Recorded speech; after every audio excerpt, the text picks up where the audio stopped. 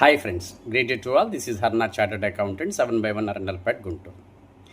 ఈ video salaried employees అందరూ ఖచ్చితంగా చూడవలసిన వీడియో. మీరు శాలరీడ్ ఎంప్లాయీస్ అయితే మీరు చూడండి, లేదా మీ well wishers, friends, cousins, relatives ఎవరైనా ఉంటే వాళ్ళందరికీ కూడా ఈ వీడియో షేర్ చేయండి.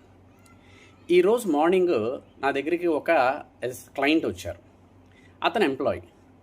క్యాజువల్గా మాట్లాడుతూ సార్, మా ఎంప్లాయర్ ట్యాక్స్ రిజైమ్ ఆఫ్ చేసుకోమన్నారు, న్యూ స్కీమా ఓల్డ్ స్కీమా అంటే నేను న్యూ స్కీమ్ ఆఫ్ చేసుకున్నానండి. పర్వాలేదు కదా, న్యూ స్కీమ్లో అయితే 12 లక్షల వరకు ట్యాక్స్ ఉండదు కదా, కరెక్టే కదా నేను చేసింది అన్నారు.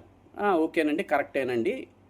ఓల్డ్ స్కీమ్లో అయితే డిడక్షన్స్ ఎగ్జామ్షన్స్ వస్తాయి, న్యూ స్కీమ్లో రావు. కానీ 12 లక్షల వరకు ప్లస్ స్టాండర్డ్ డిడక్షన్ 75,000, 12,75,000 వరకు ట్యాక్స్ ఉండదు, కరెక్టేనండి అన్న. బట్ ఎనీహో ఒకసారి మీ పే స్లిప్ చూపించండి అని చెప్పని అడిగితే పే స్లిప్ తనది ఇచ్చాడు, మే మంత్ పే స్లిప్ చూపించాడు. సో ఎంప్లాయర్ ఏం చేస్తారంటే పే స్లిప్లో గతంలో బ్రేకప్ ఉండేది, బేసిక్ శాలరీ ఇంత, డిఏ ఇంత, హెచ్ఆర్ఏ ఇంత, చిల్డ్రన్ ఎడ్యుకేషన్ లెవెన్స్ ఇంత, ఎల్టీఏ ఇంత, అలా బ్రేకప్ ఉండేది. ఇప్పుడు ఏం చేస్తున్నారంటే వీళ్ళు బ్రేకప్ ఏమి ఇవ్వకుండా మొత్తం అమౌంట్ శాలరీ, బేసిక్ శాలరీ అని చెప్పని టోటల్ అమౌంట్ ముద్దుగా ఒక అమౌంట్ వేసేస్తున్నారు. ఇలా వేసేయటం వల్ల ప్రమాదం ఏంటంటే ఎంప్లాయర్కి న్యూ స్కీమ్ను ఆఫ్ చేసుకొని రేపు ఫైలింగ్ చేసేటప్పుడు ఎంప్లాయీస్ ఎవరైతే ఉన్నారో వాళ్ళు కావాలంటే న్యూ స్కీమ్ కింద ఫైల్ చేసుకోవచ్చు, లేదా ఓల్డ్ స్కీమ్ ఆఫ్ చేసుకొని ఎగ్జామ్షన్స్ అండ్ డిడక్షన్స్ అయినా క్లెయిమ్ చేసుకోవచ్చు. ఒక ఎంప్లాయీస్కి అయితే అంటే బిజినెస్ ఇన్కమ్ లేని వాళ్ళకి ఈ ఆప్షన్ అయితే ఉంటుంది, ఓల్డ్ స్కీమ్లో ఉండొచ్చు, న్యూ స్కీమ్లో ఉండొచ్చు, అలా ఎవ్రీ ఇయర్ కూడా చేంజ్ చేసుకోవచ్చు.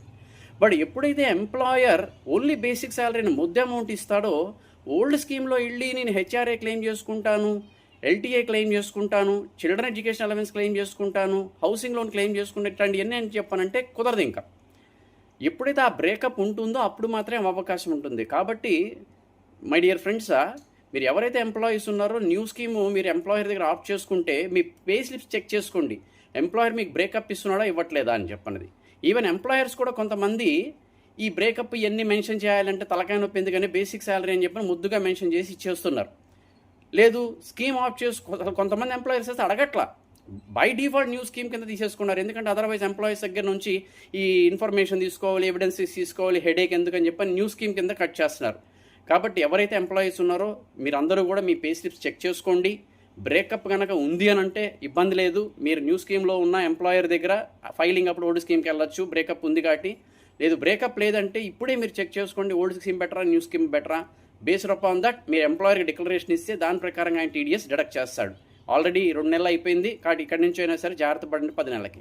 For more information stay tune to our channel and subscribe to our channel. Thank you very much.